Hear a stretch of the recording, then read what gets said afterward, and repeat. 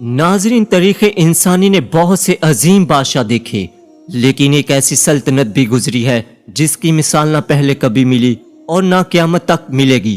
ایک ایسی بادشاہت جہاں ہوا کے جھونکے تخت اٹھاتے تھے، جہاں پرندے خبریں لاتے تھے اور جہاں جنات سمندر کی گہرائیوں سے موتی نکال لاتے تھے۔ تاریخ انسانی کے عظیم ترین بادشاہ اور اللہ کے برگزیدہ نبی حضرت سلیمان علیہ السلام کی زندگی ایسے ہی ایمان فروز واقعات سے بھری پڑی ہے۔ آج کی داستان ان کی شان و شوکت کے بارے میں نہیں، بلکہ اس راز کے بارے میں ہے جو سمندر کی بے رحم لہروں کے نیچے چھپا ہوا تھا اور جسے دیکھ کر خود اللہ کے نبی بھی حیران رہ گئے۔ تصور کیجئے ایک ایسا منظر جب سمندر کی بکھری ہوئی لہروں کے درمیان ایک ایسا معجزہ نمودار ہوتا ہے جسے دیکھ کر وقت تھم جائے۔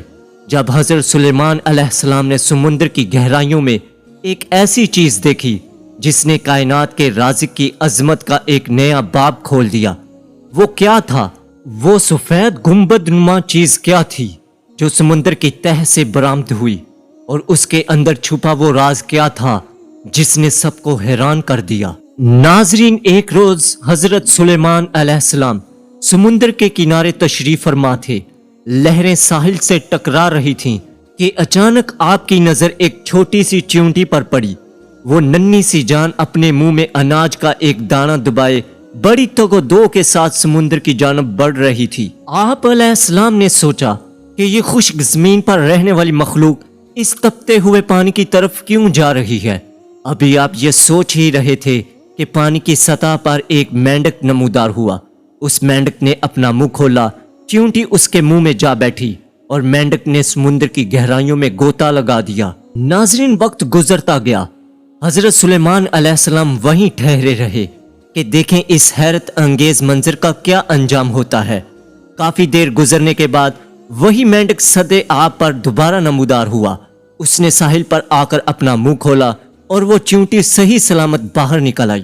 حیرت کی بات یہ تھی کہ اب اس کے پاس وہ اناج کا دانہ نہیں تھا۔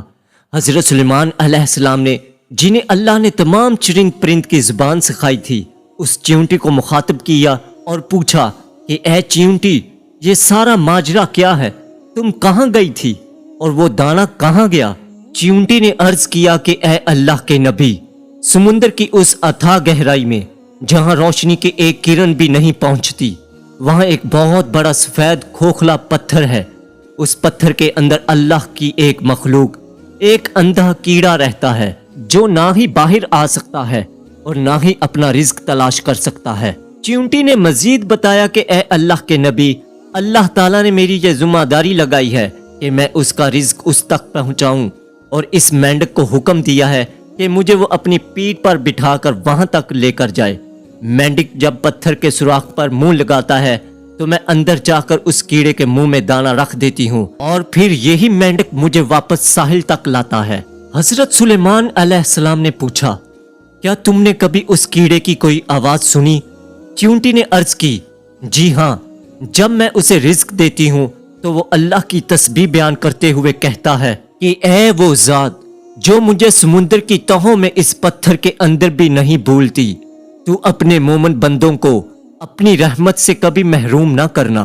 چیونٹی کی یہ بات سن کر حضرت سلیمان علیہ السلام حیران رہ گئے اور اللہ تعالیٰ کی قدرت پر سر جھکا دیا۔ پھر آپ علیہ السلام نے فرمایا، بے شک میرا رب بہت عظیم ہے، وہ سمندر کی گہرائیوں میں چھپے ایک کمزور کیڑے کو بھی نہیں بھولتا۔ جب وہ اس چھوٹی سی مخلوق کو رزق پہنچا سکتا ہے تو اپنی باقی مخلوق کو کیسے بھول سکتا ہے؟ یہ کہہ کر حضرت سلیمان علیہ السلام نے اللہ تعالیٰ کا شکر ادا کیا اور اس کی بے پایا قدرت کی تعریف کی۔ ناظرین، اس واقعے نے حضرت سلیمان علیہ السلام کو بھی حیران کر دیا۔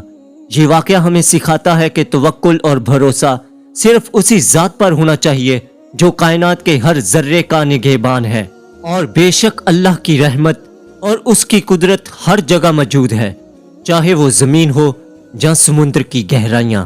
اگر آپ کو یہ ویڈیو پسند آئی ہے تو اس کو لائک ضرور کیجیے گا اور ہمارے چینل کو سبسکرائب کرنا نہ بھولیں۔